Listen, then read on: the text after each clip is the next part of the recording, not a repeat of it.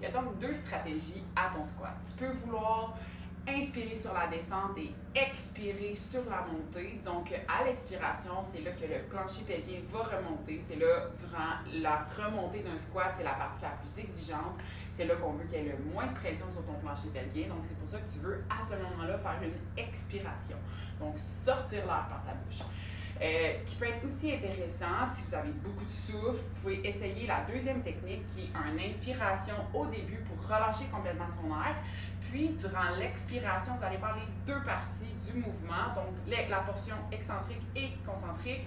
Donc, vous pouvez expirer sur la descente et la remontée du squat. Donc, j'inspire.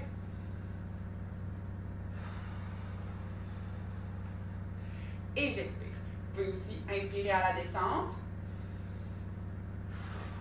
et expirer à la remontée. Donc, à la remontée, ce qui est vraiment important de se rappeler, c'est qu'on veut expirer, souffler notre air, faire remonter le plancher pelvien.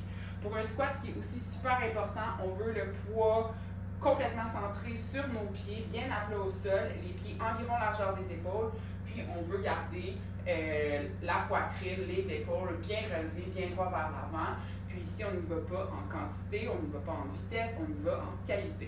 Donc, je vais vous faire quelques répétitions à nouveau.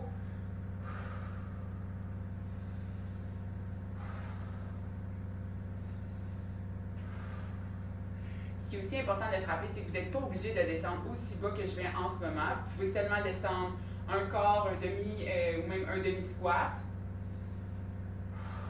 Ça peut être assez, tout dépendamment quel genre d'accouchement que vous avez eu. Vous pouvez aussi utiliser un sofa.